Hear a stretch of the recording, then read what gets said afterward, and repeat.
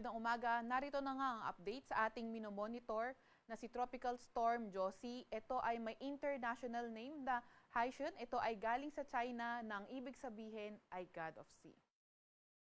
Narito nga ang ating latest satellite image kung saan yung minomonitor nga nating si Tropical Storm Josie kanina alas 4 ng madaling araw ay huling namataan sa 1,085 kilometers silangan ng Eastern Visayas. Ito ay nagtataglay ng lakas na hangin na 65 kilometers per hour malapit sa sentro at bugso na abot sa 80 kilometers per hour.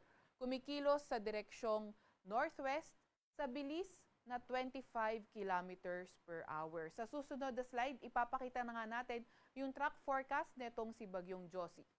Samantalang southwest monsoon naman o habagat ang nakakaapekto sa may kanlurang bahagi ng Northern Luzon. Maliban nga dito, kay Tropical Storm Josie, wala na tayong ibang minomonitor na low pressure area or bagyo sa loob or malapit sa ating Philippine Area of Responsibility.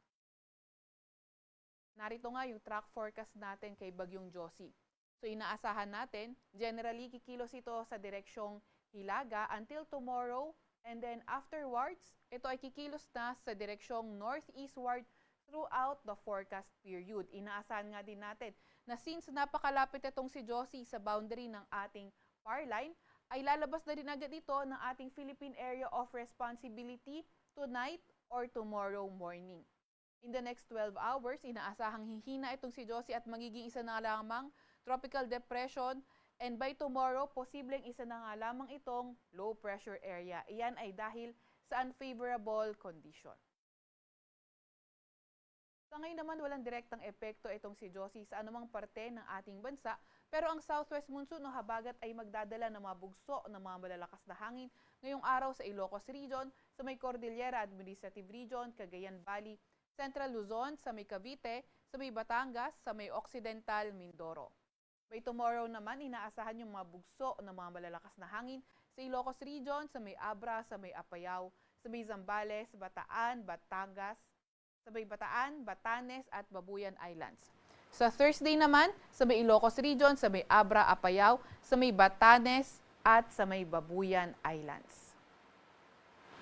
Para naman sa lagay ng panahon ngayong araw, inaasahan nga natin yung southwest monsoon o habagat ay magdadala pa rin ng mga paulan. Yan ay sa may Ilocos Norte, Ilocos Sur at La Union. Samantalang sa Metro Manila and the rest of Luzon, inaasahan nga natin yung partly cloudy to cloudy skies at may mga tsansa ng mga localized thunderstorms.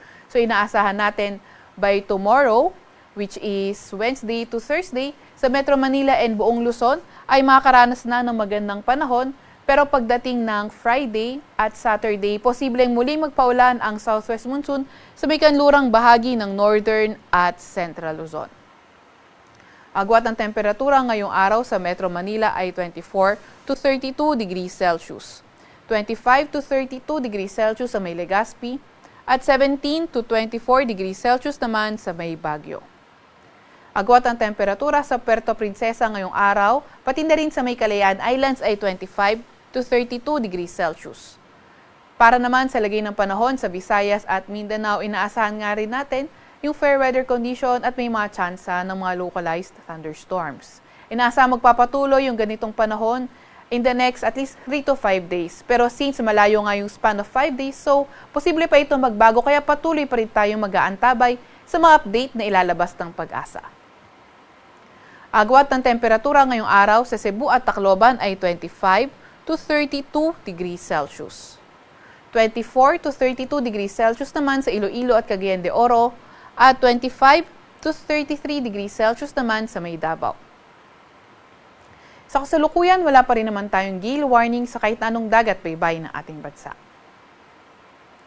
At yan nga muna ang pinakahuli sa minomonitor nga nating si Bagyong Josie. Mula sa Weather Forecasting Center ng Pag-asa, Veronica C. Torres, nag-uulat.